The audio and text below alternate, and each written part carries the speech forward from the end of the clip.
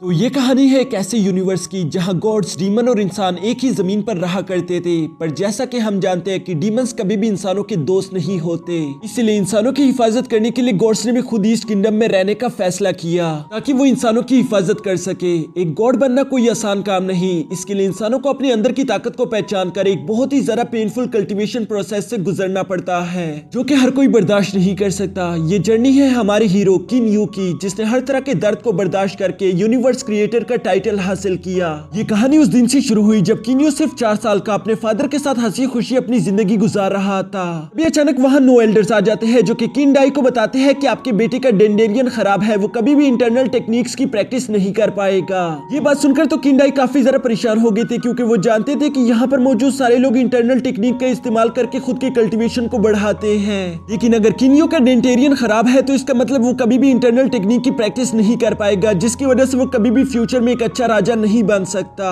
हाँ दोस्तों, किन्यू एक प्रिंस है जबकि किन डाई किन डायनेस्टी का राजा। उस दिन के बाद किन डाई अपने बेटे को लेकर काफी सारे कल्टीवेटर्स के पास गया, लेकिन उसे कहीं से भी कोई उम्मीद नहीं मिलती, जिसकी वजह से वो आखिरकार बहुत ज्यादा निराश हो जाता है। तब वो समझ गया था कि मेरा बेटा दूसरों लोगों की तरह नहीं बल्कि वो एक आम इंसान है, जिसकी वजह से मुझे ही उसकी हिफाजत करनी होगी। ये सारी बातें जानने के बाद किन डाई अपने बेटे को खुद से दूर क्लाउड मिस्टी सेक्ट विला माउंटेन पर छोड़ आता है, ताकि उस तक कभी भी कोई एनिमी ना पहुंच सके और वो हमेशा अपनी जिंदगी शांति के साथ गुजार सके। लेकिन वो जगह किन्यू के लिए किसी कैद खाने से कम नहीं थी, क्योंकि वो पूरे साल में सिर्फ एक बार ही अपनी फैमिली से मिल पाता था। ये बात उसे काफी ज्यादा तकलीफ देती थी। पर हद तो तब हो गई जब पूरे 1 साल इंतजार करने के बाद आखिरकार वो दिन आ गया जब किन्यू का फादर उससे मिलने के लिए आने वाला था। ये सोच कर तो वो पूरे विला में खुशी से इधर उधर कूद रहा था। तभी उसके ग्रैंडफादर उससे सवाल करते हैं कि किन्यू, आज तुम इतने जरा खुश क्यों दिखाई दे रहे हो। इस पर किन्यू अपने ग्रैंडफादर को बताता है कि आज फादर मुझसे पूरे 1 साल बाद मिलने के लिए आने वाले हैं। ये बात सोचकर मैं काफी ज्यादा खुश हूँ। उसके ग्रैंडपा मुस्कुराते हुए कहते हैं कि मैं भी तुम्हारे लिए गिफ्ट लाया हूँ, जिसे देखकर मुझे पूरा यकीन है कि तुम्हारी खुशी का ठिकाना नहीं रहेगा। और वो ये कहती है अपने पास से एक बर्ड निकालकर किन्यू को दे देते हैं, जिसे पाकर किन्यू तो वाकई में बहुत ज्यादा खुश हो गया था, क्योंकि वो बचपन से यहाँ पर अकेला था और उसे एक दोस्त की जरूरत थी, जो कि आज पूरी हो चुकी है। और इसलिए किन्यू खुश होता हुआ उस बर्ड का नाम सेबल रख देता है, जो कि उसका आज से एक नया दोस्त होगा। पर अभी भी उसकी सबसे बड़ी खुशी तो उसके अपने फादर से मुलाकात है, इसलिए वो भागता हुआ एक माउंटेन पर चला जाता है ताकि वो ब्रिज से आता हुआ अपने फादर को दूर से ही देख सके। जहाँ सेबल के साथ इंतजार करते करते अब सुबह से शाम हो जाती है, लेकिन उसके फादर वहां पर नहीं आते। ये बात उसे काफी ज्यादा परेशान कर देती है। वो कहता है कि आज पूरा 1 साल गुजर गया, लेकिन फादर मुझसे फिर भी मिलने नहीं आ पाया, इसका मतलब मुझे 2 साल और इंतजार करना पड़ेगा। वो इस बात को सोच कर काफी ज्यादा दुखी हो गया था। लेकिन अगले दिन वो अपने नए दोस्त के साथ खेलने के लिए जंगल आ जाता है, क्योंकि वो सेबल को उड़ना सिखा रहा था। सेबल के लिए तो ये करना वाकई में काफी ज्यादा मुश्किल था, क्योंकि अभी तक उसके पंख बहुत ज्यादा छोटे थे। लेकिन तभी अचानक इन लोगों को किसी की आवाज सुनाई देती है, जिसे सुनते ही किन्यू फौरन से उस तरफ बढ़ना शुरू कर देता है। वो समझ गया था कि वहाँ जरूर कोई मुश्किल में है। जहाँ पहुंचते ही वो देखता है कि 2 बच्चों को एक ट्री वुल्फ खाने की कोशिश कर रहा था। उस डीमन वुल्फ को यूं बच्चों का शिकार करता हुआ देखकर किन्यू बिना कुछ सोचे समझे फौरन से उस डीमन वुल्फ पर हमला कर देता है, जिसे टकराकर उसने दूर भगा दिया था। ऐसा सिर्फ उसे लगता है, असल में वहाँ पर मौजूद 3 असैसिन थे जो कि किन्यू की हिफाजत कर रहे थे। उन्होंने हिट करके उस डीमन वुल्फ को यहाँ से दूर भगाया था। जबकि किन्यू और वो 2 भाई बहन समझ रहे थे कि किन्यू बहुत ज्यादा स्ट्रॉन्ग है, इसलिए वो उसके नए दोस्त बन जाते हैं। जिसके बाद किन्यू भी उनके साथ उनके विलेज चला गया था, जहाँ पर ये तीनों मिलकर उस दिन को काफी अच्छे से एंजॉय करते हैं। जबकि किन्यू को तो बस इसी बात की खुशी हो रही थी कि आज से वो अकेला नहीं रहेगा। उसकी बेकार जिंदगी में आज का दिन काफी ज्यादा अच्छा था। तभी वहाँ पर किन्यू के अंकल भी आ जाते हैं, जो कि किन्यू को कहते हैं कि तुम्हारे भाई तुमसे मिलने के लिए आए हैं। ये सुनकर तो किन्यू काफी ज्यादा खुश हो गया था और वो भागता भागता सीधा अपने भाइयों से मिलने के लिए चला जाता है। उसके 2 बड़े भाई थे, जिनमें से बड़े का नाम था किन फेंग और छोटे का नाम था किन जेंग। वो किन्यू को काफी ज्यादा परेशान भी करते थे, लेकिन इसके बावजूद किन्यू अपने दोनों भाइयों से बहुत ज्यादा प्यार करता था। जबकि वो दोनों भाई भी किन्यू का हमेशा ख्याल रखते थे। वो दोनों ही इतने ज्यादा बिजी शेड्यूल होने के बावजूद भी किन्यू से मिलने के लिए आए थे, जिस बात को लेकर किन्यू भी काफी ज्यादा खुश था। यहाँ वो दोनों किन्यू को बताते हैं कि असल में फादर डीमंस के साथ फाइट करने में काफी ज्यादा मसरूफ है, जबकि हम भी अपने फादर की मदद कर रहे हैं। यही वो वजह है जिसकी वजह से किन डाई अपने बेटे से मिलने के लिए नहीं आ पाया, क्योंकि उसके कंधों पर बहुत बड़ी जिम्मेदारी है। उसे कुछ भी करके डीमन से इंसानों की हिफाजत करनी होगी। जबकि किन फेंग और किन जेंग भी अपने फादर का साथ दे रहे हैं। इसलिए वो दोनों किन्यू से कहते हैं कि हमें माफ करना, हम यहाँ पर तुमसे मिलने के लिए आए हैं। हम तुम्हारे साथ रुकना भी चाहते हैं, लेकिन हम ऐसा नहीं कर सकते। आज की शाम गुजारने के बाद हम यहाँ से चले जाएंगे, क्योंकि बॉर्डर पर फादर हमारा इंतजार कर रहे हैं। और बिल्कुल ऐसा ही होता है। कल सुबह होते साथ ही वो दोनों भाई वहाँ से निकल जाते हैं, जो बात किन्यू को बहुत ही ज्यादा उदास कर देती है।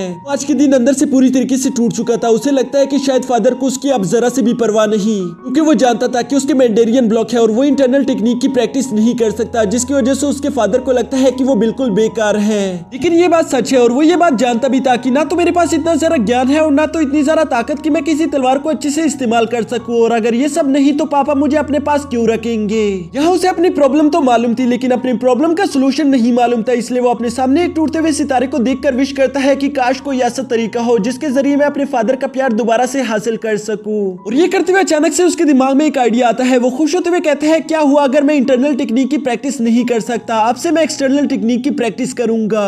और ये फैसला लेने के बाद वो भागता भागता सीधा अपने ग्रैंडफादर के पास चला जाता है, जहां वो उन्हें बताता है कि अब चाहे कुछ भी हो जाए मैं कल्टीवेशन करके इमोर्टल बनकर रहूंगा। ये बात सुनकर पहले तो उसके ग्रैंडफादर काफी ज्यादा हैरान हो गए थे। वो उसे याद दिलाते हैं कि क्या तुम भूल गए कि तुम्हारे डेंटेरियन ब्लॉक्स है, तुम ये नहीं कर सकते। लेकिन किन्यू ने बताता है कि मैं एक्सटर्नल टेक्निक की प्रैक्टिस करूंगा जिसमें मेंडेरियन की कोई जरूरत नहीं होती, क्योंकि मेंडेरियन का काम होता है इंटरनल एनर्जी को स्टोर करना, जबकि मैं एनर्जी को अपने बाकी के बॉडी पार्ट्स में एब्जॉर्ब करने की कोशिश करूंगा। मेंडेरियंस के इसमें कोई लेना देना नहीं।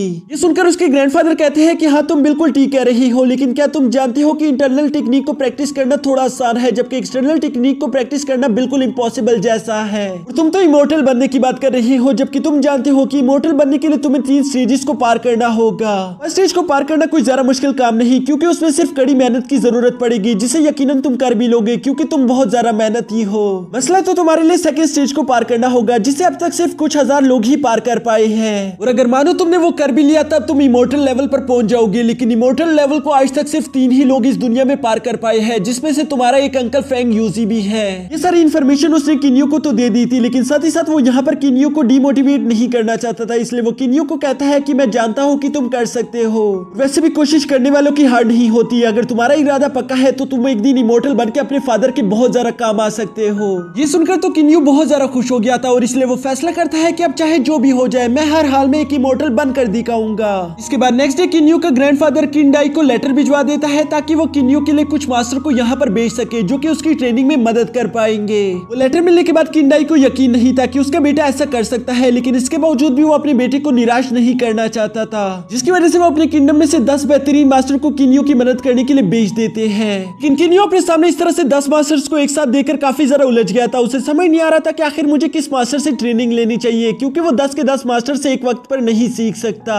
यहाँ किन्यू को इतना जरा उलझा हुआ देखकर उसके ग्रैंडफादर कहते हैं, मैं ये तुम्हारे लिए आसान कर देता हूँ। वो उन सारे 10 के 10 मास्टर से कहते हैं कि आप लोग थोड़ा सा अपने आर्ट्स का नमूना दिखा दीजिए, जिसकी वजह से किन्यू को सिलेक्शन करने में आसानी हो जाएगी। और वहाँ पर मौजूद सारे मास्टर बिल्कुल ऐसे ही करना शुरू कर देते हैं। उन सब लोगों के आर्ट्स टेक्निक देखने के बाद किन्यू वहाँ पर मौजूद मास्टर ली को चूज कर लेता है, क्योंकि वो बहुत ही ज्यादा शांत दिखाई दे रहे थे। पता नहीं क्यों पर किन्यू को ऐसा महसूस हुआ कि शायद मुझे मास्टर ली को ही चूज करना चाहिए, क्योंकि वो इन सब में से ज्यादा बेहतरीन है। यहाँ किन्यू ने तो अपने लिए मास्टर चूज कर लिया था, साथ ही साथ उसके ग्रैंडफादर उसे एक ट्रेजरी बॉक्स भी देते हैं जिसमें बहुत तरह के स्क्रोल पड़े हैं, जिससे ये सीखा जा सकता है कि कैसे आप अपने मेंडेरियन को अनब्लॉक कर सकते हैं। किन्यू उन स्क्रोल्स को पाकर काफी ज्यादा खुश था, जिनकी मदद से वो बैठकर कल्टीवेशन भी करता है, लेकिन वो चाहे जितनी मर्जी कोशिश कर लेता वो कभी भी अपने मेंडेरियन में एनर्जी को स्टोर नहीं कर पा रहा था। उसे पूरी रात कल्टीवेशन करने के बावजूद भी सिर्फ नाकामी का सामना करना पड़ता है। नेक्स्ट डे हम देखते हैं कि किन्यू अपने मास्टर से ट्रेनिंग लेने के लिए बड़ी तेजी के साथ ग्राउंड की तरफ भागता हुआ जा रहा था। काफी सीढ़ियां चढ़ने के बाद आखिरकार जब वो ग्राउंड तक पहुंचता है तो वो देखता है कि वो कुछ मिनट लेट हो चुका था, जिसकी वजह से उसके मास्टर काफी ज्यादा गुस्सा हो गए थे और वो उसे पनिशमेंट के तौर पर पूरे विले का राउंड लगाने के लिए कहते हैं। विला काफी ज्यादा बड़ा था, लेकिन इसके बावजूद भी किन्यू हार नहीं मानता, बल्कि वो लगातार भागता भागता आखिरकार उस राउंड को कंप्लीट कर ही लेता है। अभी इससे पहले कि किन्यू इतना सारा भागने के बाद थोड़ा सा भी आराम कर पाता, तभी मास्टर ली उसके सामने आ जाते हैं, जो कि उससे कहते हैं कि चलो दोबारा से मुझे ग्राउंड में मिलो। और ये सुनने के बाद तो किन्यू की अब हालत बहुत ज्यादा खराब हो चुकी थी, क्योंकि वो जानता था कि ग्राउंड यहाँ से काफी ज्यादा दूर है, लेकिन इसके बावजूद भी वो दोबारा से भागना शुरू कर देता है। मास्टर ली भी उसके साथ ये सब सिर्फ उसे परेशान करने के लिए नहीं कर रहे थे, बल्कि वो जानते थे कि किन्यू काफी ज्यादा स्लो है, वो बस उसकी स्पीड को बढ़ाना चाहते थे। अब इसी तरह करते करते पूरा 1 महीना गुजर जाता है, जहाँ किन्यू की हालत काफी ज्यादा खराब दिखाई दे रही थी, लेकिन उसके मास्टर उसे कहते हैं कि ये तो बस सिर्फ शुरुआत है। मेरे मार्शल आर्ट टेक्निक का नाम ही एक्सट्रीम ट्रेनिंग है, जिसकी मदद से हम अपनी बॉडी से एक्सट्रीम लेवल तक ट्रेनिंग करवाते हैं और इसी वजह से हमारी बॉडी काफी ज्यादा मजबूत हो जाती है। लेकिन अगर तुम चाहो तो तुम अभी भी हार मान सकती हो, तुम बस बोल दो मैं यहाँ से चला जाऊंगा। लेकिन किन्यू अपने फादर के बारे में सोचकर साफ साफ इनकार कर देता है। वो कहता है कि चाहे कुछ भी हो जाए मुझे हर हाल में इमोर्टल बनकर दिखाना है। और ये कहने के बाद वो उस ट्रेनिंग को और भी ज्यादा शिद्दत के साथ शुरू कर देता है। मास्टर भी उसकी ये लगाव देखकर काफी ज्यादा इंप्रेस हो गए थे, लेकिन वो ये बात कभी भी किन्यू को नहीं बताते, बस वो उसके सामने हमेशा स्ट्रिक्ट होने का दिखावा करते रहते थे, जबकि अंदर ही अंदर वो उसके लिए काफी ज्यादा अच्छा फील करते थे।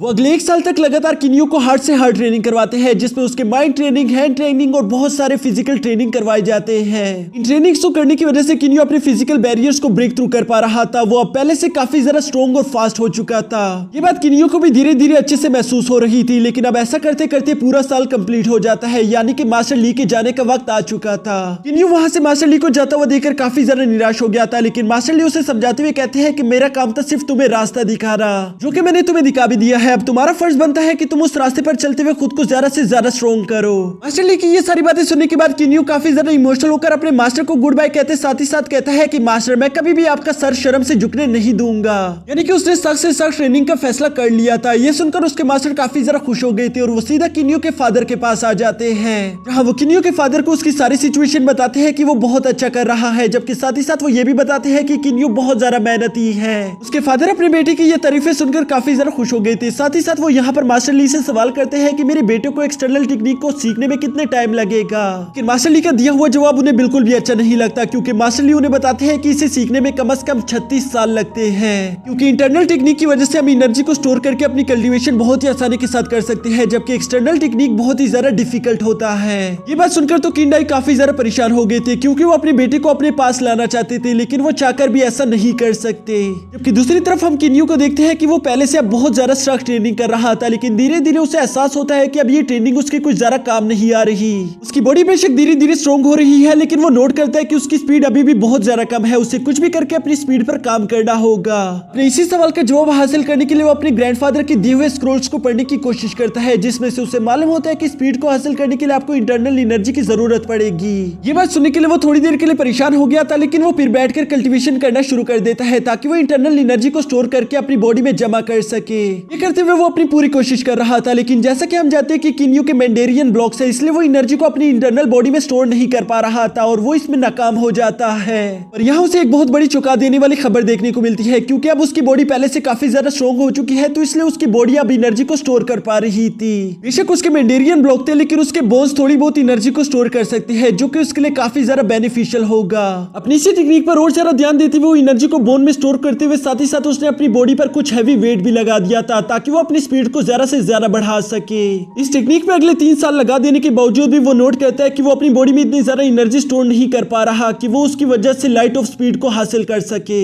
इसी बात को सोचकर परेशान हो ही रहा था कि तभी वो अपने पास कुछ फ्लावर पेटल्स को देखता है, जिनको देखकर वो कहता है कि इनमें भी तो कोई इंटरनल एनर्जी नहीं, फिर आखिर ये हवा में फ्लोट कैसे कर पा रहे हैं? अगर ये हवा में फ्लोट कर सकते हैं तो मैं भी इंटरनल एनर्जी के बगैर हवा में फ्लोट कर सकता हूँ। बस मुझे इसके लिए सिर्फ हवा के बहाव को समझना होगा, ताकि मैं उसकी बारीकी में जाकर उसे बहुत अच्छे से कंट्रोल कर सकूं। और वो बिल्कुल ऐसे ही करता है, जिसकी वजह से वो पहली दफा हवा में फ्लोट कर पा रहा था। अपनी इस टेक्निक को और ज्यादा बेहतर करने के लिए अब वो उसी डीमन वुल्फ के पास चला जाता है, जहां पर अब उसकी रफ्तार पहले से कई गुना ज्यादा हो चुकी थी। साथ ही साथ वो हवा में तैर रहा था। ये कमाल की टेक्निक देखकर वो उसे शैडो डांसिंग का नेम देता है, क्योंकि इसकी वजह से उसने लाइट ऑफ स्पीड को अचीव कर लिया था। यहाँ अब किन्यू की रफ्तार बहुत ज्यादा हाई हो चुकी थी, इतनी ज्यादा कि अब उसके असिस्टेंट भी उसे फॉलो नहीं कर पा रहे थे, और अगर वो उसे फॉलो नहीं कर सकते तो वो उसकी हिफाजत कैसे करेंगे? इसलिए वो उसके ग्रैंडफादर को बताते हैं कि अब हमारी यहाँ पर कोई जरूरत नहीं, और वो ये कहने के बाद वापस अपने किंगडम आ चुके थे। जब ये बात किंडाई को मालूम होती है तो वो अपने बेटे पर काफी ज्यादा प्राउड महसूस कर रहा था।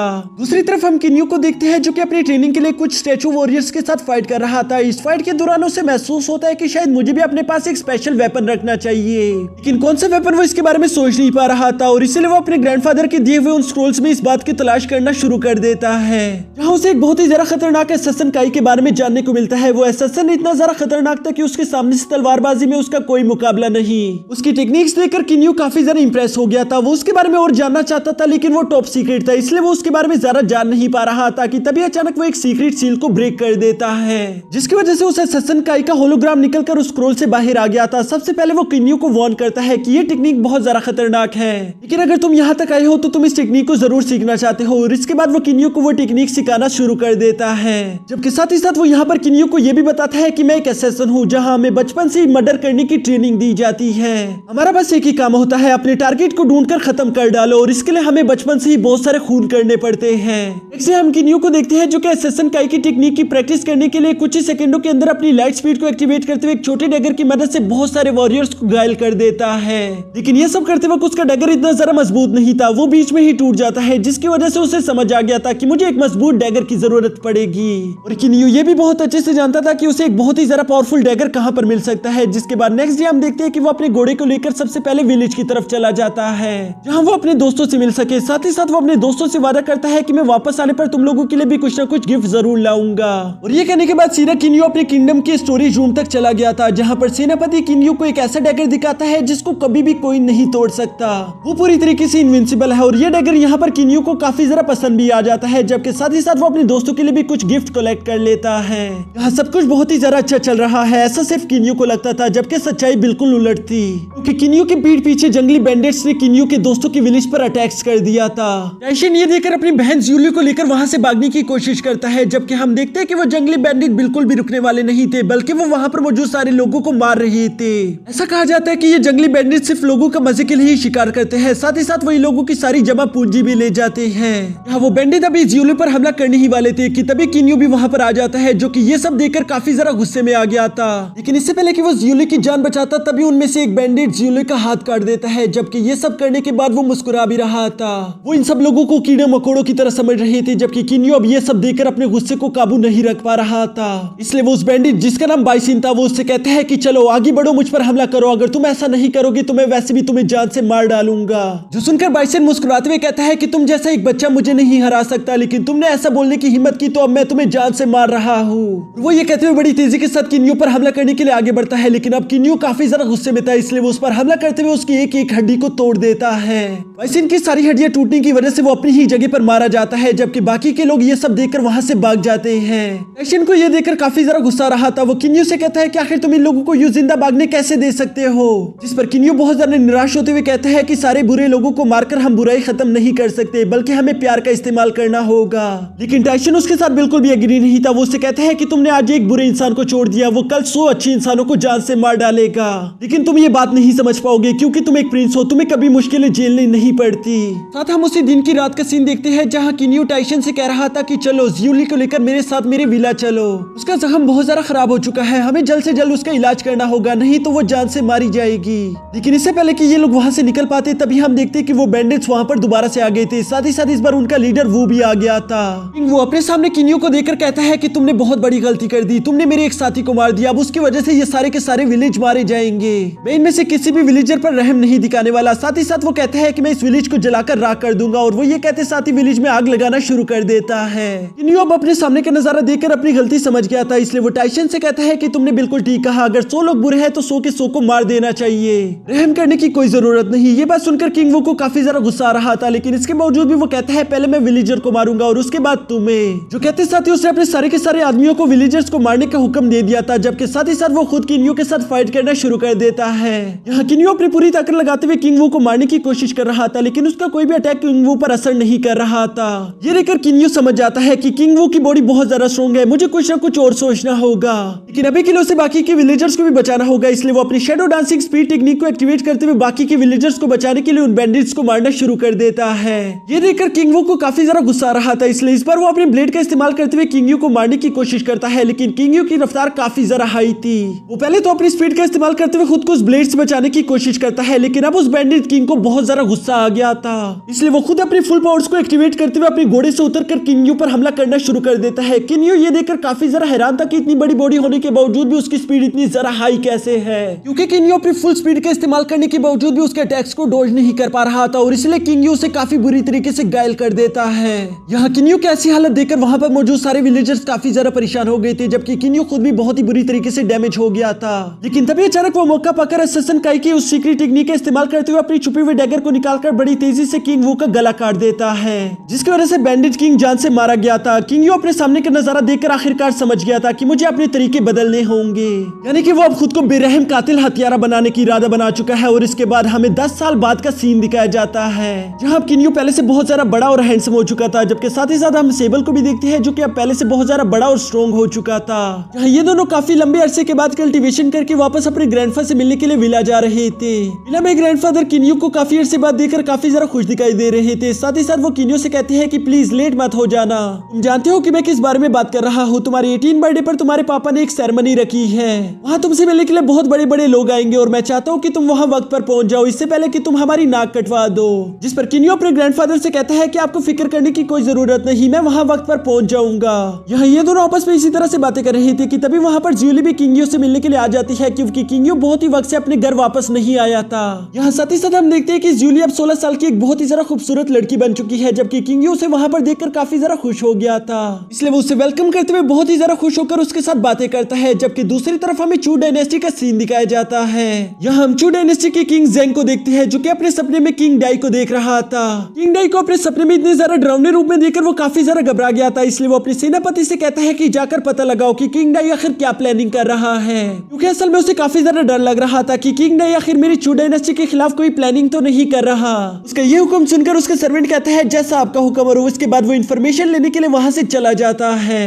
जिसके बाद दूर कहीं हम एक ईवल कल्टीवेटर को देखते हैं, और इस ईवल कल्टीवेटर के सामने स्काईनेट ऑर्गेनाइजेशन का एक सिल्वर मास्क असैसिन भी खड़ा हुआ था, जिसका नाम मीटियोर है। मीटियोर को अपने सामने देखकर वो ईवल कल्टीवेटर मुस्कुराते हुए कहता है कि मुझे तो एक गोल्डन मास्क असैसिन भी नहीं हरा सकता, तो तुम कैसे हराओगे। जिस पर मीटियोर बिना कुछ बोले अपने शैडो डांसिंग टेक्निक को एक्टिवेट करके उस पर हमला करना शुरू कर देता है। यहाँ इन दोनों के दरमियान ये जबरदस्त फाइट चल ही रही थी, जबकि दूसरी तरफ हमें किन्यू की एज सेरेमनी दिखाई जाती है, जहाँ किंग जेंग अपने फादर से कह रहा था कि किन्यू का अभी तक कुछ पता नहीं चला, हम नहीं जानते किस वक्त वो कहां पर है। साथ ही साथ वो अपने फादर को ये भी बताता है कि नॉर्थ गार्डियन किंग शेंगुआन यहाँ पर आ चुके हैं। ये सुनकर किंग डाई फौरन नॉर्थ किंग से मुलाकात करने के लिए चले जाते हैं, जबकि दूसरी तरफ हमें वही सिल्वर मास्क असैसिन दिखाया जाता है, जो कि उस ईवल कल्टीवेटर के साथ एक जबरदस्त फाइट कर रहा था। यहाँ उसकी ये पावर देखकर वो ईवल कल्टीवेटर बहुत ज्यादा हैरान हो गया था, क्योंकि उसे यकीन नहीं आता कि सच में ये कोई सिल्वर मास्क असैसिन ही है या फिर उससे ज्यादा हाई रैंक का असैसिन। लेकिन अब इस बात से कुछ खास फर्क नहीं पड़ता, क्योंकि वो ईवल कल्टीवेटर अपनी एक पावरफुल टेक्निक का इस्तेमाल करके अभी मीटियोर को मारने की कोशिश करता है, जिसके दौरान मीटियोर का मास्क हट गया था। और हम देख पाते हैं कि मीटियोर और कोई नहीं बल्कि किन्यू है, जिसने स्काईनेट ऑर्गेनाइजेशन को ज्वाइन कर लिया था ताकि वो सारे बुरे लोगों को ढूंढ ढूंढ कर मार सके। यहाँ किन्यू अपनी उसी स्पेशल टेक्निक का इस्तेमाल करता है, जिसमें उसने अपने हिडन डैगर का इस्तेमाल करके उस ईवल कल्टीवेटर का गला काट दिया था, और ये सब वो इतनी सफाई के साथ करता है कि उस ईवल कल्टीवेटर को इसकी बनक भी नहीं लग पाती। अब यहाँ अपने टारगेट को मार देने के बाद किन्यू कहता है कि मैं ये सब करता हूँ ताकि मैं इस दुनिया से बुराई को मिटा सकूं, साथ ही साथ इससे मुझे अपनी प्रैक्टिस करने का मौका भी मिल जाता है। इसके बाद हम किंग डाई को देखते हैं, जो कि नॉर्थ किंग शेंगुआन के साथ मीटिंग कर रहे थे। वो उससे अपना साथ देने के लिए कहते हैं ताकि वो चू डायनेस्टी पर कब्जा कर सके। किंग शेंगुआन भी इसके लिए एग्री हो जाता है, लेकिन दूसरी तरफ बाहर हम देखते हैं कि शाम हो गई थी, लेकिन किन्यू अभी भी अपनी एज सेरेमनी में नहीं आया था, जिसकी वजह से उसके भाई काफी ज्यादा परेशान हो जाते हैं। लेकिन इससे पहले कि वो लोग कुछ भी कर पाते, तभी अचानक किन्यू वहाँ एक हीरो की एंट्री के साथ पहुंच जाता है, जिसे देखकर वहाँ पर पहले से मौजूद लोग खुशियां मनाना शुरू कर देते हैं। इस एज सेरेमनी के बाद हम देखते हैं कि किन्यू अपने फादर से माफी मांग रहा था, क्योंकि आज के दिन उसने आने में काफी ज्यादा देर कर दी। लेकिन किंग डाई उससे कहते हैं कि इसकी अब कोई जरूरत नहीं, क्योंकि तुम 18 साल के हो चुके हो, तो अब तुम जो भी करो मैं तुम्हें रोक नहीं सकता। साथ ही साथ वो किन्यू को अपने साथ एक सीक्रेट चैम्बर में भी ले जाते हैं, जहाँ वो किन्यू को कहते हैं कि अब वो वक्त आ चुका है जहाँ मैं तुम्हें सब कुछ सच सच बता दूंगा।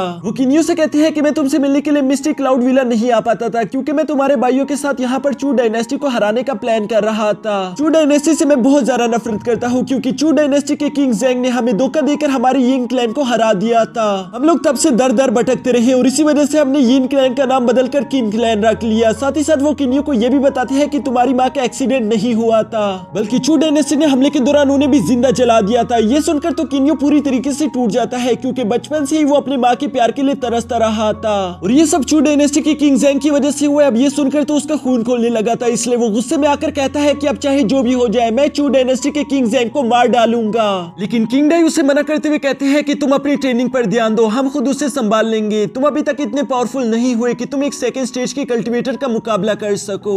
ये बात किन्यू को बहुत बुरी लगती है, लेकिन ये सब सच भी था, इसलिए वो वहां से बहुत ज्यादा निराश होकर चला जाता है। इसके बाद अपनी विला में परेशान होकर किन्यू यही सोच रहा था कि आखिर मैं अपने फादर की मदद कैसे करूं, कि तभी अचानक वो आसमान में एक लाल टूटते हुए सितारे को देखता है। उस सितारे को देखने के लिए किन्यू फौरन से उस जगह पर पहुंच गया था, लेकिन साथ ही वो देखता है कि वहां पर एक लिजर्ड टाइप मॉन्स्टर भी उस मीटियोर की पीस को पकड़ने की कोशिश कर रहा था। इसलिए किन्यू अपने डैगर का इस्तेमाल करके उस लिजर्ड को जान से मार देता है, ताकि वो उस मीटियोर के पीस को हासिल कर सके। यहाँ वो लाल मीटियोर का पीस किन्यू को बहुत ज्यादा अजीब लग रहा था, जिसका शेप किसी आंसू की तरह था, और तभी अचानक वो बड़ी तेजी के साथ किन्यू के चेस्ट में अब्सॉर्ब हो जाता है, जो देखकर किन्यू को तो उस वक्त कुछ समझ नहीं आता कि अभी अभी यहाँ पर ये सब क्या हो गया। लेकिन जब वो रात के टाइम बैठकर कल्टीवेशन करता है, तो वो महसूस करता है कि अब वो पहले से ज्यादा एनर्जी जमा कर पा रहा था। था। साथ ही साथ उसकी बॉडी अब पहले से ज्यादा अनलिमिटेड अमाउंट ऑफ एनर्जी को भी एब्जॉर्ब कर पा रही थी। बेशक इससे उसकी बॉडी ओवरलोड हो जाती है, लेकिन वो और उसके सारे के सारे जख्मों को ठीक कर रहा था। ये बात किन्यू को बहुत ज्यादा खुश कर देती है। वो अब जानता था कि मैं खुद की कल्टीवेशन करके सेकंड स्टेज को अचीव कर सकता हूँ, जिस वजह से वो प्रैक्टिस के लिए सेबल के साथ पहाड़ों की तरफ चला जाता है। यहाँ रास्ते में किन्यू सेबल के साथ इस सफर को बहुत ज्यादा एंजॉय कर रहा था कि तभी अचानक वही पुराना लिजर्ड मॉन्स्टर इन दोनों पर दोबारा से हमला कर देता है। इस हमले के दौरान किन्यू खुद को बहुत ही ज्यादा मुश्किल से बचाकर उस लिजर्ड मॉन्स्टर के साथ फाइट करते हुए आखिरकार उसे पहाड़ों से नीचे गिरा देता है। साथ ही साथ यहाँ पर इन पहाड़ों की टूटने की वजह से किन्यू को वहाँ पर एक बहुत बड़ा रेड स्टोन भी मिल जाता है, जो कि किन्यू को बहुत ही ज्यादा हैवी लग रहा था। ये रेड स्टोन इतना ज्यादा पावरफुल था कि सेबल उसे अपने पंजों की मदद से तोड़ भी नहीं पा रहा था। इसलिए किन्यू फैसला करता है कि हम इस रेड स्टोन को वापस किंगडम तक लेकर जाएंगे। दूसरी तरफ हम चू डायनेस्टी को देखते हैं, जहाँ जासूसों ने किंग ज़ेंग को खबर भिजवा दी थी कि किंग डाई के पास 3000 सीक्रेट सोल्जर की एक आर्मी है। वो इनका इस्तेमाल करके चू डायनेस्टी पर हमला करने के सोच रहे हैं। साथ ही साथ यहाँ पर नॉर्थ किंग शेंगुआन का भी लेटर आ जाता है, जिसने किंग ज़ेंग को सब कुछ बता दिया था कि कैसे किंग डाई ने मुझे अपने साथ शामिल करने की कोशिश की और वो तुम पर हमला करने का प्लान कर रहा है। यहाँ इस लेटर की मदद से हमें एक बात तो साफ हो जाती है कि नॉर्थ किंग शेंगुआन हमेशा से किंग ज़ेंग का साथ दे रहे थे। इसके बाद सीन शिफ्ट होकर किंग डायनेस्टी पर आ जाता है, जहाँ महल में हम देखते हैं कि बहुत सारे वेपन रिफाइनर उसी रेड स्टोन को देख रहे थे। उन वेपन रिफाइनर का इरादा था कि वो इस रेड स्टोन को पिघालकर इसमें से वेपन बनाएंगे, लेकिन वो चाहे अपने किसी भी गैजेट का इस्तेमाल करते, वो रेड स्टोन तो पिघलने का नाम ही नहीं ले रहा था। इसलिए उनका लीडर किन्यू से कहता है कि ये एक रेड स्टोन है जिसकी मदद से हम इमोर्टल्स के लिए वेपन बना सकते हैं, लेकिन सच बताऊं तो मैं भी इस रेड स्टोन के बारे में ज्यादा कुछ नहीं जानता,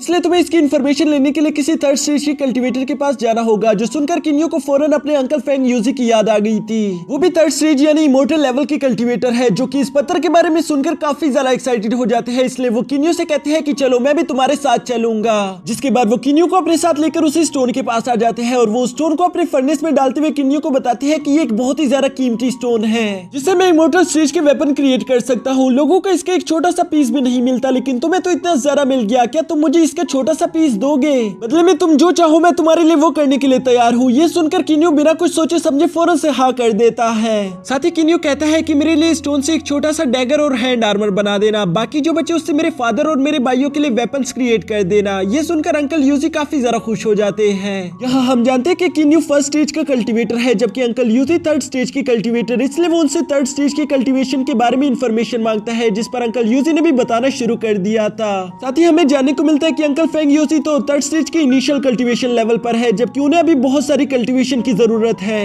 किन्यू यहाँ पर ये सारी बातें सुन ही रहा था, तभी अचानक वो अंकल यूजी से सवाल करता है कि क्या थर्ड स्टेज की कल्टीवेशन तक पहुंचने के लिए आपको कोई आसान रास्ता पता है? जिस पर अंकल यूजी कहते हैं कि नहीं, बिल्कुल नहीं, थर्ड स्टेज तक पहुंचने का बस एक ही रास्ता है, आपको बहुत सारी एनर्जी को अपने इंटरनल मेंटेरियंस में जमा करना होगा, लेकिन तुम तो एक एक्सटर्नल एनर्जी पार्टनर हो, इसलिए तुम्हें तो और भी ज्यादा मेहनत करनी होगी। लेकिन साथ ही अंकल फेंग यूजी कहते हैं कि वैसे मैंने एक ऐसे कल्टीवेटर के बारे में सुना था जिसने थर्ड लेवल को अचीव किया था, वो भी कुछ सीक्रेट मेथड्स के जरिए से। उन स्पेशल मेथड्स को सीखने में इतना ज्यादा बेहतर हो चुका था कि उसने थर्ड स्टेज के बिल्कुल फाइनल लेवल को अचीव कर लिया था, वो भी बहुत ही ज्यादा कम वक्त में। लेकिन कुछ लोग इस बात से बिल्कुल भी खुश नहीं थे, इसलिए उन्होंने उस वॉरियर को रोकने की कोशिश की, जिस पर उस वॉरियर ने भी सिर्फ अपने एक पावरफुल अटैक से उन हजारों सोल्जर को वहीं पर मार दिया था। ऐसा करने की वजह से उसकी इंटरनल स्पिरिट काफी ज्यादा वीक हो गई थी। साथ ही उसी वक्त उसके फाइनल स्टेज का एग्जाम भी शुरू हो गया था। यहाँ वीक होने की वजह से वो अपने एग्जाम को पास नहीं कर पाया, वो बेचारा मारा गया। पर मरने से पहले ऐसा कहा जाता है कि उसने अपने सारे मेथड्स को 3 सीक्रेट डायग्राम में छुपा कर रख दिया था, ताकि जो भी उस डायग्राम को ढूंढ कर समझ ले तो उसकी इमोर्टल पावर्स को हासिल कर सके। अब किन्यू उन डायग्राम्स के बारे में सुनकर उनमें काफी ज्यादा इंटरेस्टेड हो गया था, जबकि दूसरी तरफ अंकल यूजी लगातार उस स्टोन को रिफाइन कर रहे थे ताकि वो किंग डाई और उनके बेटों के लिए इससे वेपन बना सके।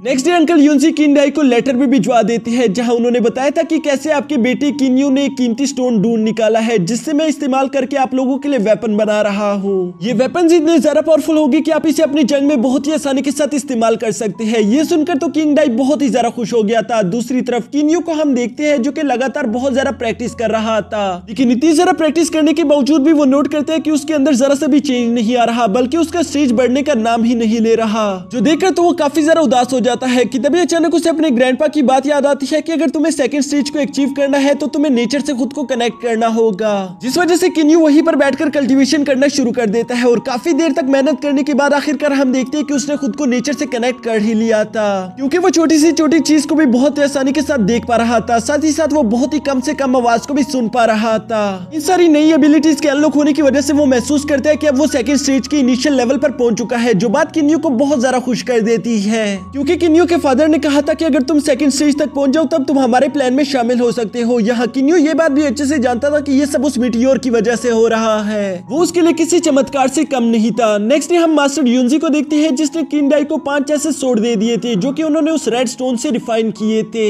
ये सोड इतनी ज्यादा पावरफुल थी कि इनके होते हुए किसी सेकंड स्टेज का कल्टीवेटर किसी थर्ड स्टेज की इनिशियल लेवल वाले कल्टीवेटर को बहुत ही आसानी के साथ हरा सकता है। ये जानकर तो किंडाई काफी ज्यादा खुश हो गई थी और इसलिए वो मास्टर यूनजी का शुक्रिया अदा करते हैं, लेकिन मास्टर यूनजी कहते हैं कि नहीं नहीं, मैंने तो कुछ भी खास नहीं किया, बल्कि इसका सारा के सारा क्रेडिट तो आपके बेटे किन्यू को जाता है। लेकिन पता नहीं आखिर वो यहाँ पर मौजूद क्यों नहीं। जिस पर वहाँ पर मौजूद एक सोल्जर बताता है कि किन्यू तो सुबह सुबह ही अपने रेड स्टोन से बने हुए वेपन्स को लेकर यहाँ से चला गया था और हम नहीं जानते कि वो कहाँ गया है। इसके साथ ही सीन शिफ्ट होकर किन्यू पर आ जाता है, जो कि स्काईनेट ऑर्गेनाइजेशन के ऑफिस आया हुआ था। वहाँ उसे गोल्डन मास्क एसेसन को मारने का टारगेट दिया जाता है, क्योंकि अब गोल्डन मास्क एसेसन बुरा बन चुका था। यहाँ हम जानते हैं कि किन्यू खुद एक सिल्वर मास्क एसेसन है। गोल्डन मास्क एसेसन तो काफी ज्यादा पावरफुल होता है, लेकिन इसके बावजूद भी किन्यू उस मिशन को एक्सेप्ट करके गोल्डन मास्क एसेसन को ढूंढने के लिए निकल जाता है। इसके बाद हम रात का एक सीन देखते हैं जहां मीटियोर ने उस गोल्डन मास्क एसेसन को ढूंढ लिया था। वो गोल्डन मास्क एसेसन वहां अपनी विला में बैठकर एक कॉस्मिक डायग्राम को पढ़ने की कोशिश कर रहा था। तभी अचानक वो भी वहां पर मीटियोर की एनर्जी को महसूस कर लेता है, जिस पर उसने अपने ब्रदर एंड सिस्टर को उसे मारने का हुक्म दे दिया था। यहाँ मीटियोर पहली दफा अपने रेड स्टोन से बनाए हुए उन ग्लव्स और डैगर को बाहर निकाल लेता है, जिसकी पावर बहुत ज्यादा थी। गोल्डन मास्क एसेसन ये महसूस कर लेता है, इसलिए वो फौरन अपने ब्रदर एंड सिस्टर को पीछे हटने के लिए कहता है। लेकिन इससे पहले कि वो लोग पीछे हट पाते तभी किन्यू अपने फास्ट मूव को एक्टिवेट करते हुए उन्हें जान से मार देता है। यहाँ ये देखकर उस गोल्डन मास्क एसेसन को तो काफी ज्यादा गुस्सा आ गया था, इसलिए वो अपनी फुल स्पीड को एक्टिवेट करते हुए मीटियोर पर हमला करना शुरू कर देता है। दूसरी तरफ मीटियोर भी उसके साथ फाइट करते हुए एक बात तो समझ गया था कि अगर मुझे इसे हराना है तो मुझे इसकी स्पीड को मैच करना होगा, जिसके लिए वो अपने हाथों और पैरों पर बंधे हुए वजन को नीचे गिरा देता है। यहाँ वजन के रिमूव होने की वजह से मीटियोर की रफ्तार भी बहुत ज्यादा हो चुकी थी। वो उस गोल्डन मास्क एसेसन को बराबर की टक्कर दे रहा था, लेकिन तभी फाइट के दौरान वो गोल्डन मास्क एसेसन अपने एक स्पेशल मूव का इस्तेमाल करने की कोशिश करता है, जिसकी वजह से आज तक उसका कोई भी एनिमी बच नहीं पाया। मीटियोर भी स्पेशल अटैक के बारे में बहुत पहले से जानता था, इसलिए वो बड़ी तेजी के साथ अपने हाथ को छुड़वाकर उस अटैक को ब्लॉक कर लेता है, जिसके बाद उसने बहुत ही तेजी के साथ अपने रेड डैगर को थ्रो करते हुए उस गोल्डन मास्क एसेसन का गला काट दिया था। यहाँ उस गोल्डन मास्क एसेसन को मारने के बाद किन्यू वापस से स्काईनेट ऑर्गेनाइजेशन के ऑफिस आ जाता है, जहाँ रिपोर्ट देने के बाद अब उसे नया गोल्डन मास्क एसेसन बना दिया जाता है, क्योंकि उसे इस काम की वजह से प्रमोट कर दिया गया था। साथ ही साथ दूसरी तरफ जंगल में हम स्काईनेट ऑर्गेनाइजेशन के 2 बड़े मास्टर्स को देखते हैं, जिन्होंने ये खबर स्काईनेट ऑर्गेनाइजेशन के हेड तक भी पहुंचा दी थी। एक मीटियोर नाम के शख्स ने गोल्डन मास्क एसेसन को मार दिया है और यहाँ पर हमें ये देखने को मिलता है कि वो हेड और कोई नहीं बल्कि किन्यू का फादर था, जो कि असल में चुपके से स्काईनेट ऑर्गेनाइजेशन को चला रहा था ताकि वो अपनी किंग डायनेस्टी को बुरे लोगों से बचा सके।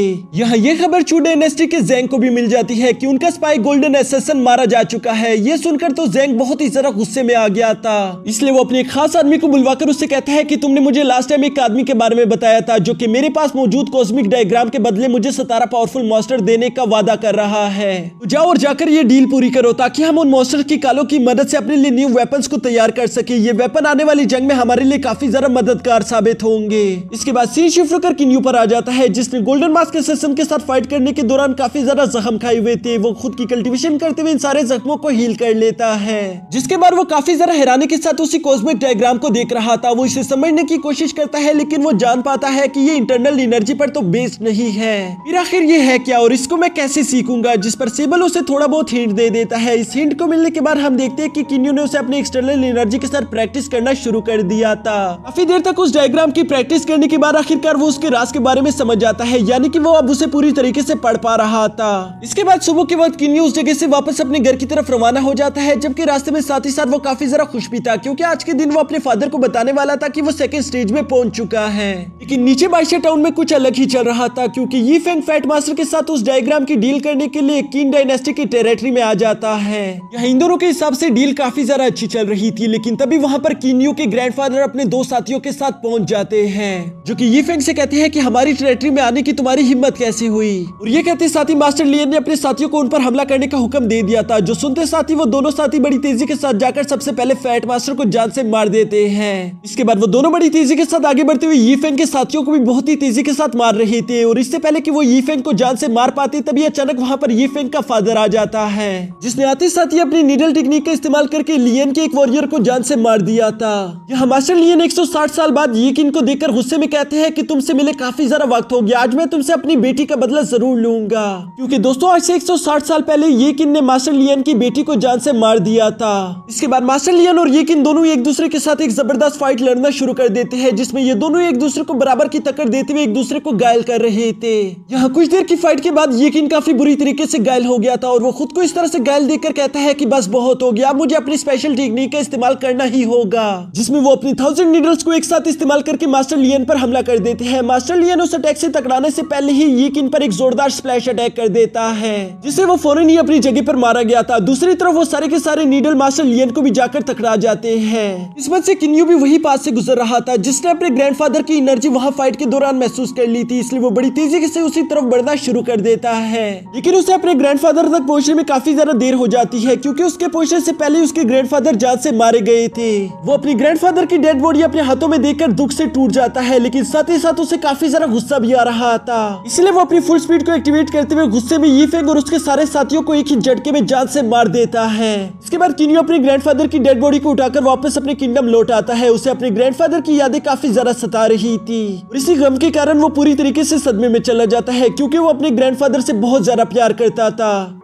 अब कुछ समय बाद हम किन्यू को देखते हैं, जो कि अपने ग्रैंडफादर को खोने की वजह से काफी ज्यादा दुखी था, लेकिन साथ ही साथ वो ये बात भी बहुत अच्छे से जानता था कि मुझे आगे बढ़ते रहना होगा। ग्रैंडपा कभी भी मुझे इस तरीके से नहीं देखना चाहते थे, मुझे उनके लिए एक इमोर्टल लेवल तक पहुंचना ही होगा। ये सब सोचकर किन्यू दोबारा से उसी कॉस्मिक डायग्राम को प्रैक्टिस करना शुरू कर देता है और काफी देर के प्रैक्टिस के बाद वो कहता है कि मैंने इसे अच्छी तरीके से समझ लिया, अब मुझे इसकी और जरूरत नहीं। इसीलिए किन्यू उसे अपने किंगडम के ट्रेजरी रूम में रखने के लिए चला जाता है, जहाँ से वापसी के वक्त अचानक ही उसे अपने पीछे एक बॉक्स चमकता हुआ दिखाई दिया था। किन्यू उस बॉक्स को देखकर कहता है कि ये तो वही बॉक्स है जो मुझे यीफेंग के पास से मिला था, इसलिए वो उसे जाकर ओपन करता है, जिसके अंदर उसी तरह का एक कॉस्मिक डायग्राम पड़ा हुआ था। ये देखकर तो किन्यू बहुत ज्यादा खुश हो गया था। वो कहता है कि वाह, शायद आज तो मेरा लकी डे है, क्योंकि मुझे सेकंड कॉस्मिक डायग्राम भी मिल गया। उस कॉस्मिक डायग्राम को बॉक्स से बाहर निकालने के बावजूद भी किन्यू को ऐसा महसूस होता है कि शायद उस बॉक्स के अंदर कुछ और भी है, क्योंकि उसे अंदर से बहुत ज्यादा अजीब एनर्जी महसूस हो रही थी, जिसकी वजह से किन्यू उस बॉक्स को और भी ज्यादा अच्छे से चेक करना शुरू कर देता है। और थोड़ी देर की चेकिंग के बाद आखिरकार किन्यू को थर्ड डायग्राम भी मिल गई थी। ये देखकर तो किन्यू बहुत ज्यादा खुश हो गया था। वो कहता है कि मुझे तीनों कॉस्मिक डायग्राम्स मिल गए, इसका मतलब मैं उस सीक्रेट टेक्निक के बारे में जान पाऊंगा, जिसकी मदद से मैं खुद को इमोर्टल लेवल तक पहुंचा सकता हूँ। साथ ही साथ यहाँ पर किन्यू खुश होते हुए कहता है कि शायद मुझे इसके बारे में बाकी सबको भी बताना चाहिए, और इसलिए वो भागता भागता सीधा अपने फादर की तरफ आ रहा था। लेकिन वो जैसे ही वहाँ सीक्रेट चैम्बर तक पहुंचता है, वो देखता है कि वहाँ पर पहले से बहुत सारे लोग मौजूद थे, इसलिए वो इस वक्त के लिए कुछ नहीं बताता, बल्कि खामोशी के साथ साइड पर खड़ा हो जाता है। इसके बाद किंडा इन सब लोगों को बताता है कि मैंने सेकंड स्टेज को ऑलमोस्ट कंप्लीट कर लिया है, यानी कि मैं थर्ड लेवल के फर्स्ट स्टेज का एग्जाम देने वाला हूँ, जिसके लिए मुझे अपने किंगडम से दूर 4x9 रेवोल्यूशन एग्जाम के लिए जाना होगा, जहाँ मुझ पर हेवन की तरफ से बिजली गिरेगी।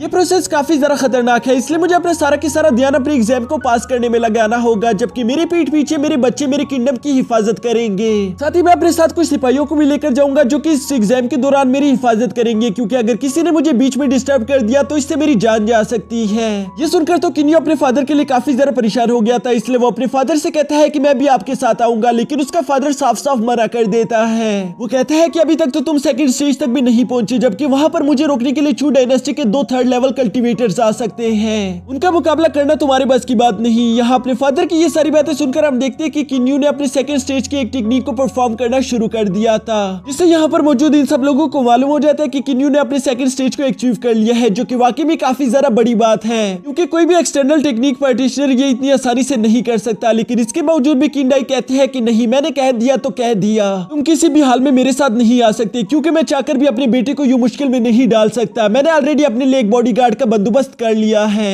यहाँ अपने फादर की ये सारी बातें सुनकर अब किन्यू को काफी ज्यादा गुस्सा आ गया था, इसलिए वो इमोशनल होकर कहता है कि मैंने आपसे कभी कुछ नहीं मांगा, मैं हमेशा से बस खुद को ताकतवर बनाने की कोशिश कर रहा था, ताकि आप मुझे भी रिस्पेक्ट करें। मैं आपके साथ रहने की कोशिश कर रहा हूँ, लेकिन शायद आप ऐसा बिल्कुल भी नहीं चाहते। और ये सब कहते हुए वो काफी ज्यादा निराश हो गया था। वो कहता है कि मुझे माफ कर देना आइदा, मैं कभी भी आपसे कुछ नहीं मांगूंगा। जो कहने के बाद किन्यू वहां से नाराज होकर बाहर आ जाता है, और बाहर आने के बाद हम देखते हैं कि उसने अपने सेकंड कॉस्मिक डायग्राम को प्रैक्टिस करना शुरू कर दिया था, जिसको काफी ज्यादा देर तक प्रैक्टिस करने पर किन्यू को लगता है कि शायद फर्स्ट डायग्राम और सेकंड डायग्राम दोनों के स्टेप बिल्कुल सेम है। लेकिन ये बहुत ज्यादा अजीब बात है, क्योंकि इसका असर उसे दिखाई नहीं दे रहा था, जो बात किन्यू को भी काफी ज्यादा हैरान कर देती है। वो कहता है कि जरूर यहाँ पर कुछ न कुछ तो गड़बड़ है, इसलिए वो कहता है कि अगर इन दोनों के स्टेप सेम है तो यकीनन टाइमिंग अलग अलग होगी, जिसकी वजह से किन्यू ने उन स्टेप्स को स्लो और फास्ट की कॉम्बिनेशन में करना शुरू कर दिया था। और यूं ही करते करते धीरे धीरे हम देखते हैं कि उसकी एनर्जी टर्न होकर गोल्डन हो जाती है, जिसकी वजह से किन्यू काफी ज्यादा खुश हो गया था। और साथ ही साथ हमें भी मालूम हो जाता है कि किन्यू ने अपने सेकंड डायग्राम को भी समझ लिया।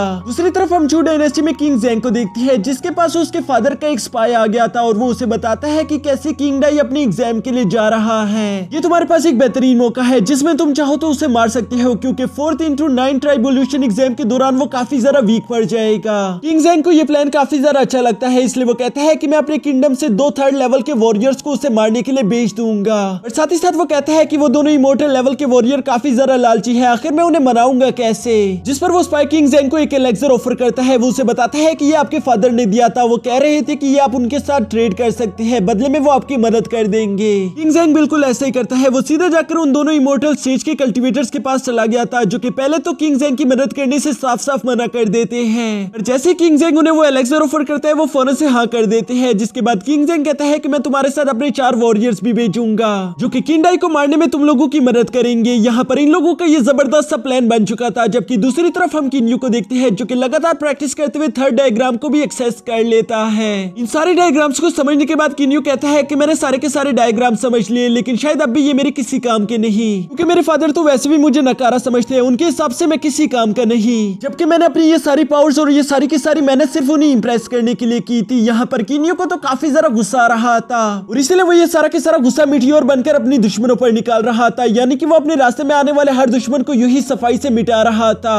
दूसरी तरफ स्काईनेट ऑर्गेनाइजेशन को मीटियोर के सारे स्किल्स के बारे में अच्छे से मालूम हो चुका था, इसलिए वहाँ की एक ऑफिसर मीटियोर से कहती है कि हमारे बॉस तुमसे मिलना चाहते हैं। तो सुनकर पहले तो मीटियोर को कुछ समझ नहीं आता कि आखिर वो मुझसे मिलना क्यों चाहते हैं, लेकिन इसके बावजूद भी मीटियोर उनसे मिलने के लिए नेक्स्ट डे पहुंच गया था, जहाँ वो देखते हैं कि स्काईनेट ऑर्गेनाइजेशन को संभालने वाला तो हमारे ही किंगडम से बिलोंग करता है। साथ ही साथ उसे ये भी अच्छे से मालूम होता है कि ये तो मेरे फादर का एक वॉरियर है। यहाँ किन्यू के दिमाग में बहुत सारे सवाल चल रहे थे कि तभी अचानक हम देखते हैं कि उस वॉरियर ने फौरन से किन्यू पर हमला कर दिया था, जिसकी वजह से किन्यू बहुत ज्यादा शॉक हो जाता है। इसलिए वो भी बड़ी तेजी के साथ उस पर हमला करते हुए अपने सामने एक शील्ड क्रिएट कर लेता है, जिसकी वजह से उसने वो सारे अटैक्स ब्लॉक कर दिए थे। किन्यू उनसे सवाल करता है कि आप ये क्या कर रहे हैं, जिस पर वो आदमी कहता है कि मुझे माफ कर देना, मैं तो बस तुम्हारा टेस्ट ले रहा था और तुमने उस टेस्ट को पास भी कर लिया है। ये कहते हुए वो आदमी किन्यू को चाय ऑफर करते हुए साथ ही साथ उससे कहता है कि हमारे बॉस तुमसे मिलना चाहते हैं, असल में उन्हें एक जगह तक सेफली पहुंचना है, जिसके लिए उन्हें तुम्हारी मदद चाहिए। यहाँ पर किन्यू उनसे सवाल करता है कि तुम्हारे बॉस का नाम क्या है, जिस पर वो आदमी बताता है कि हमारे बॉस का नाम है मिस्टर यिंग। ये सुनकर तो किन्यू के हाथ कांपना शुरू कर देते हैं, क्योंकि यिंग तो उनके पुराने क्लैन का नाम था। साथ ही साथ किन्यू को इस बात का भी शक हो रहा था कि कहीं मिस्टर यिंग मेरा कोई जानने वाला तो नहीं, जो कि नेक्स्ट डे उससे मुलाकात के वक्त किन्यू को मालूम हो ही जाता है कि मिस्टर यिंग और कोई नहीं बल्कि उसी के फादर हैं। साथ ही साथ यहाँ पर किन्यू को अपने सारे सवालों के जवाब मिल गए थे कि स्काईनेट ऑर्गेनाइजेशन को उसी की फैमिली चला रही है, ताकि वो अपने किंगडम को सेफ रख सके।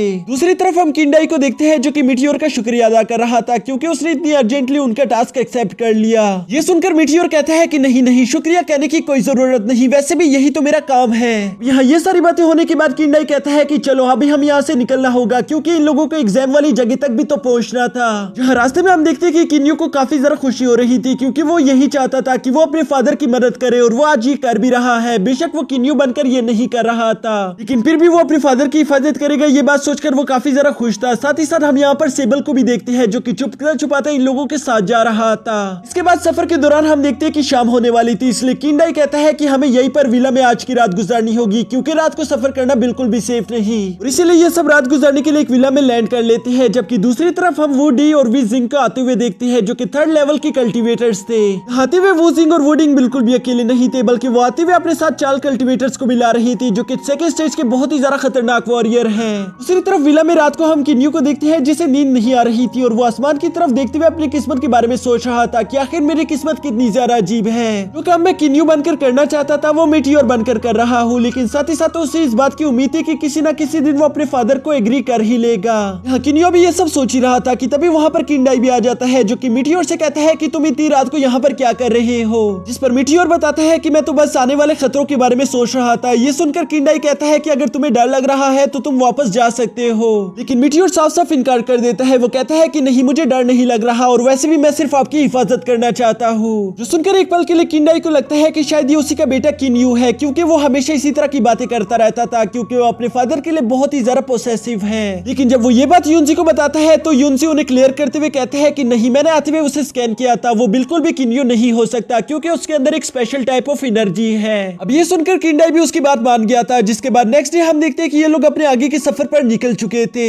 यहाँ इनके सफर के दौरान पानी से निकलने वाला एक मॉन्स्टर इन लोगों पर हमला भी कर देता है, जिसका मुकाबला मीटियोर करने की कोशिश कर रहा था। लेकिन किंडाई उसे कहता है कि तुम्हें अपनी एनर्जी इस तरह से जाया नहीं करनी चाहिए क्योंकि तुम्हें आगे बहुत ज्यादा मेहनत करनी है, और इसलिए वो अपने बाकियों के साथियों से उस मॉन्स्टर को मरवा देता है। जिसके बाद ये लोग अपने आगे के सफर में एक मैजिकल लावा गेट को पार करके अपनी एग्जाम वाली जगह पर पहुंच ही जाते हैं, जो कि दिखने में काफी ज्यादा खूबसूरत लग रही थी। लेकिन ये वो जगह है जहाँ पर बहुत सारे लोग अपनी जान से हाथ धो बैठे हैं। यहाँ पर किंडाई युनजी से कहता है कि तुम्हें वो जगह तलाश करनी ही होगी जहाँ मैं अपने 4x9 ट्राइबोल्यूशन एग्जाम को अच्छी तरीके से पास कर सकूं। युनजी किंडाई की ये सारी बातें सुनने के बाद उस जगह को अच्छी तरीके से स्कैन करना शुरू कर देता है, जिसकी वजह से उसे एक बेहतरीन जगह के बारे में मालूम हो चुका था, और वो इन सब लोगों को अपने साथ लेकर उस गुफा तक पहुंच भी जाता है, जो कि वाकई में कल्टीवेशन करने के लिए एक बहुत ही ज्यादा बेहतरीन जगह थी। यहाँ पहुंचने के बाद मास्टर युनजी किंडाई की एग्जाम के लिए प्रिपरेशन करना शुरू कर देते हैं। सबसे पहले वहाँ पर उन लोगों ने कुछ चट्टानों को तोड़कर 8 पिलर फॉर्मेशन क्रिएट कर दिया था ताकि किंडाई उन 8 पिलर्स के बीच में बैठकर इस एग्जाम को दे सके। साथ ही साथ ये 8 पिलर उन्हें बीच बीच में मदद भी करते रहेंगे।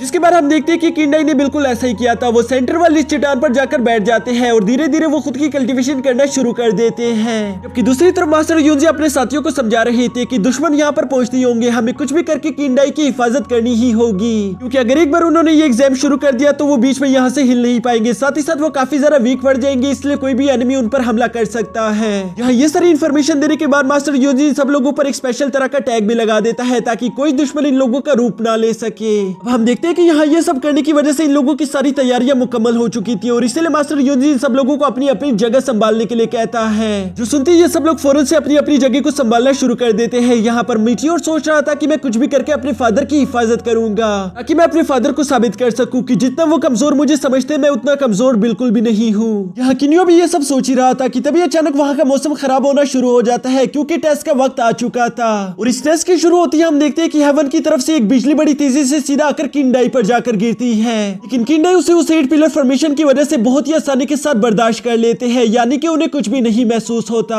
दूसरी तरफ उस गुफा के बाहर हम वुडी और वो जिंग को भी देखते हैं, जो कि अपने मर्डरर के साथ वहां पर पहुंच गए थे क्योंकि उन लोगों ने ये फर्स्ट लाइटिंग वहां पर गिरते हुए देख ली थी। साथ ही साथ वो लोग आपस में बातें करते हुए कहते हैं कि किंडाई ने अपने फर्स्ट लाइटनिंग को तो बर्दाश्त कर लिया, लेकिन वो आने वाले बाकी के 3-4 लाइटनिंग्स को बर्दाश्त नहीं कर पाएगा। जबकि यहाँ साथ ही साथ वुडी अपने मर्डरर्स को बताता है कि जैसे ही सेकंड लाइटिंग गिरेगी हम फौरन से हमला कर देंगे क्योंकि वही सबसे बेहतरीन मोमेंट होगा। वो लोग इस मौके के लिए खुद को पूरी तरीके से तैयार कर लेते हैं। तभी अचानक वहां पर सेकंड लाइटनिंग का टाइम भी हो चुका था, और जैसे ही सेकंड लाइटनिंग किंडाई पर गिरती है उन लोगों ने फौरन से हमला बोलना शुरू कर दिया था। यहाँ मीटियोर तो ये देखकर काफी ज्यादा परेशान हो जाता है, जबकि दूसरी तरफ किंडाई तो उसी लाइटनिंग से सफर कर रहे थे। साथ ही साथ यहाँ पर हम देखते हैं कि वो सब लोग बड़ी तेजी के साथ उस 8 पिलर फॉर्मेशन की तरफ जा रहे थे क्योंकि उन लोगों का यही प्लान था कि हम उस 8 पिलर फॉर्मेशन को तोड़ देंगे ताकि किंडाई अपने टेस्ट को पास ना कर सके और ये लाइटिंग उसे जान से मार डालेगी। लेकिन दूसरी तरफ युनजी ऐसा होने नहीं देने वाला था, इसलिए वो यहाँ पर 2 काम करता है। सबसे पहले तो उसने उस 8 पिलर फॉर्मेशन के आसपास शील्ड क्रिएट कर दी थी ताकि कोई भी उसे तोड़ ना सके। साथ ही साथ उसने उन 4 असैसिन्स को भी अपने एक इल्यूजन में कैद कर दिया था, जिसकी वजह से वो असैसिन अपनी जगह पर ही खड़े हो जाते हैं। उन्हें अपने आसपास की कुछ भी चीज दिखाई नहीं दे रही थी,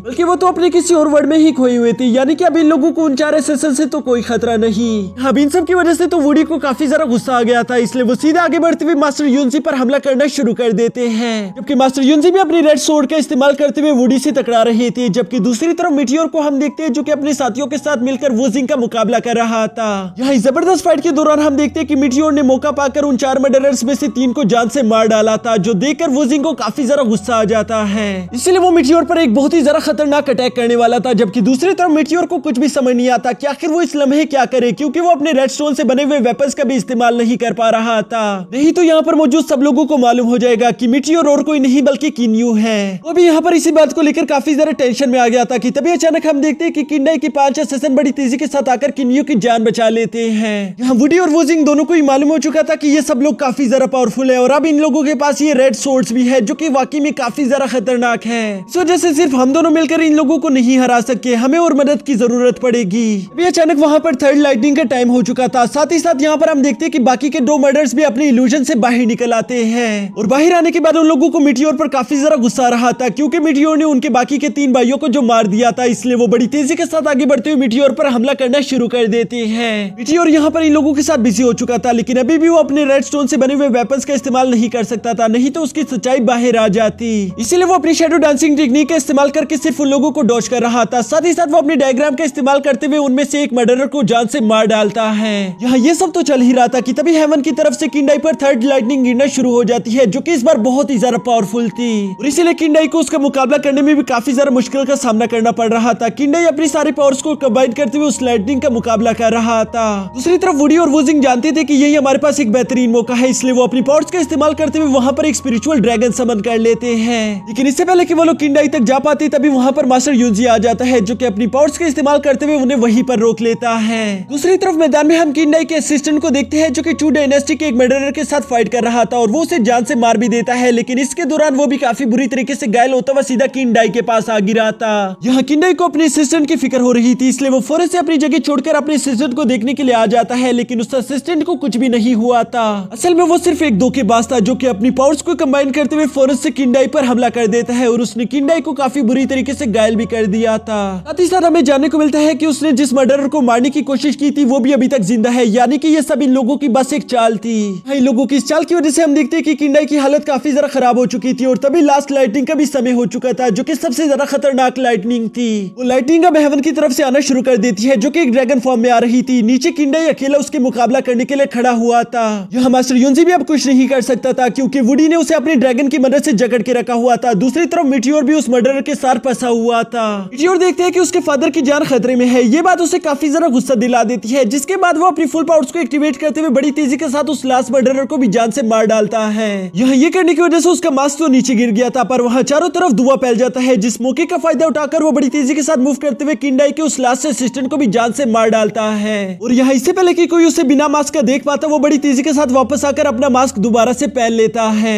दूसरी तरफ 8 पिलर फॉर्मेशन में हम किंडाई को देखते हैं, जिसने अपनी सारी पावर्स को कंबाइन करके एक गोल्डन ड्रैगन को समझ कर लिया था और वो इसी का इस्तेमाल करते हुए उस लाइटनिंग से टकरा जाता है। यहाँ इस फाइनल टकराव की वजह से वहां आसमान में काफी ज्यादा हाई एनर्जी फैल गई थी और इस इफेक्ट की वजह से किंडाई काफी बुरी तरीके से घायल भी हो जाता है। और साथ ही साथ उसके लिए खुशी वाली बात ये थी कि उसने अपनी 4x9 ट्राइबोल्यूशन एग्जाम को पास कर लिया था। अब वो बस 3rd लेवल में पहुंच जाएगा, बस उसे खुद को हील करना है, जिसकी वजह से हम देखते हैं कि किंडाई ने अपनी जगह पर बैठकर खुद को हील करना शुरू कर दिया था। दूसरी तरफ वुजिंग ये देखकर काफी ज्यादा गुस्से में आ जाता है। वो कहता है बेशक तुम 3rd लेवल पर पहुंचने वाले हो, लेकिन अभी के लिए तुम्हारी हालत काफी ज्यादा खराब है, तो इसलिए बेहतर यही होगा कि अभी मैं तुम्हें जान से मार डालूं। और ये कहते साथ ही वो फौरन से किंडाई पर हमला कर देता है। लेकिन इससे पहले कि उसका ये हमला किंडाई को टच भी कर पाता, तभी किंडाई का एक वॉरियर बड़ी तेजी के साथ सामने आकर अपनी 3rd लेयर शील्ड का इस्तेमाल करते हुए उस अटैक को ब्लॉक करने की कोशिश करता है। और साथ ही साथ हम देखते हैं कि उस वॉरियर ने अपनी जान की बाजी लगाकर उस अटैक को ब्लॉक कर दिया था, ताकि वो किंडाई की जान बचा सके। दूसरी तरफ किंडाई की वॉरियर ये देखकर बड़ी तेजी के साथ आगे बढ़ते हुए वुजिंग पर हमला करना शुरू कर देते हैं, जिन्हें अपनी तरफ आता हुआ देखकर वुजिंग ने फौरन से अपनी आइस क्रिस्टल की पावर्स को एक्टिवेट कर लिया था और वो उन सबको फ्रीज करते हुए वहीं पर जान से मार डालता है। साथ ही साथ उसने आगे बढ़ते हुए उस लास्ट सोल्जर को भी फ्रीज करके जान से मार डाला था, जिसके बाद वो इन सब लोगों की रेड स्टोन से बनी हुई वेपन्स को भी अपने पास रख लेता है।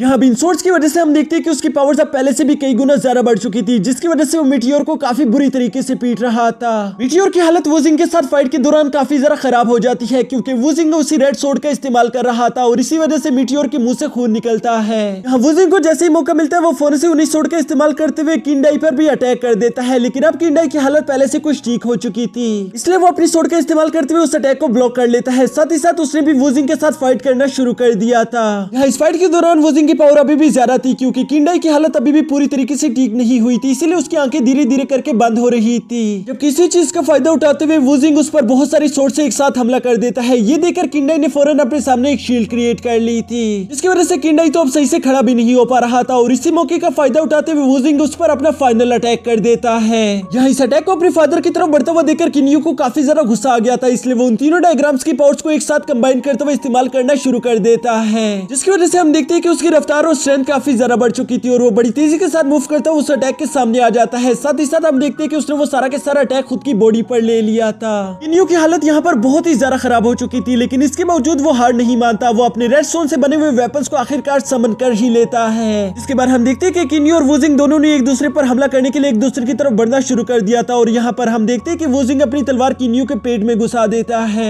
कि दूसरी तरफ किन्यू ने भी अपने रेड स्टोन से बने हुए वेपन को वुजिंग के आर पार कर दिया था, जिसकी वजह से वुजिंग की वहीं पर मौत हो जाती है। हालांकि मिटियोर की हालत भी बहुत ज्यादा खराब थी और इसीलिए वो किन्यू के फॉर्म में आ जाता है। यहाँ पर किंडाई अपने बेटे को यूं जख्मी हालत में देखकर काफी ज्यादा परेशान हो चुका था। उसे समझ नहीं आ रहा था कि आखिर वो अपने अपने बेटे को कैसे बचाए, जबकि दूसरी तरफ किन्यो के चेहरे पर जरा सा भी इस बात का गम नहीं था कि वो यहाँ पर मरने वाला है, क्योंकि आखिरकार उसने वो कर दिखाया जिसकी वो हमेशा से सपने देखा करता था। उसने अपने फादर की जान बचा ली। दूसरी तरफ मास्टर योंजी को हम देखते हैं जो कि वुडी का मुकाबला कर रहा था, लेकिन वुडी अभी भी उस पर भारी पड़ रहा था क्योंकि उसके पास वो स्पिरिचुअल ड्रैगन था। लेकिन अब उसकी किस्मत बहुत ही ज्यादा खराब हो चुकी थी क्योंकि सेबल वहां पर पहुंच चुका था और वो बड़ी तेजी के साथ आता हुआ सबसे पहले उस स्पिरिचुअल ड्रैगन को डिस्ट्रॉय कर देता है। साथ ही साथ वो और मास्टर योंजी दोनों ही अपनी पावर्स का इस्तेमाल करते हुए वुडी को वहां से रिट्रीट करने पर मजबूर कर देते हैं। इसके बाद सेबल देखते हैं कि वहां का मौसम काफी ज्यादा खराब हो चुका था और जल्द ही वहां पर अनलिमिटेड अमाउंट ऑफ एनर्जी किंडाई और किन्यू पर गिरने वाली है, जिसकी वजह से वो काफी तेजी के साथ मूव करता हुआ किंडाई को वहां से दूर हटा देता है। साथ ही साथ वो खुद किन्यू के ऊपर शील्ड की तरह खड़ा हो गया था ताकि वो उसकी हिफाजत कर सके। दूसरी तरफ हम किंडाई को देखते हैं जिसे मास्टर योंजी वहां से दूर लेकर जा रहे थे। वो यूं अपने बेटे को अपनी आंखों के सामने मरता हुआ देखकर काफी ज्यादा इमोशनल हो जाते हैं। साथ ही साथ उन्हें काफी ज्यादा गुस्सा भी आ रहा था। वो गुस्से में कहते हैं कि अब चाहे जो भी हो जाए मैं चू डायनेस्टी को नर्क बना दूंगा, यानी कि उनके दिल में बदले की आग बढ़ चुकी थी। और यहाँ दूसरी तरफ हमें नहीं मालूम कि आखिर किन्यू बेचारे का क्या होगा। और इसी के साथ हमारा ये सीजन यहीं पर खत्म हो जाता है। तो दोस्तों अगर आप लोगों ने ये वीडियो यहाँ तक देखी है तो यकीनन आप लोगों को ये वीडियो काफी ज्यादा अच्छी लगी होगी, जबकि सच बताओ तो ये वीडियो बनाने में मुझे काफी ज्यादा मेहनत लगी है। इसलिए मैं चाहता हूँ कि आप लोग इस वीडियो को लाइक कर दो, साथ ही साथ एक प्यारा सा कमेंट भी कर दो और हो सके तो इस चैनल को सब्सक्राइब कर देना, क्योंकि आने वाले बाकी के सीजन भी मैं अपने इसी चैनल पर अपलोड करने वाला हूँ।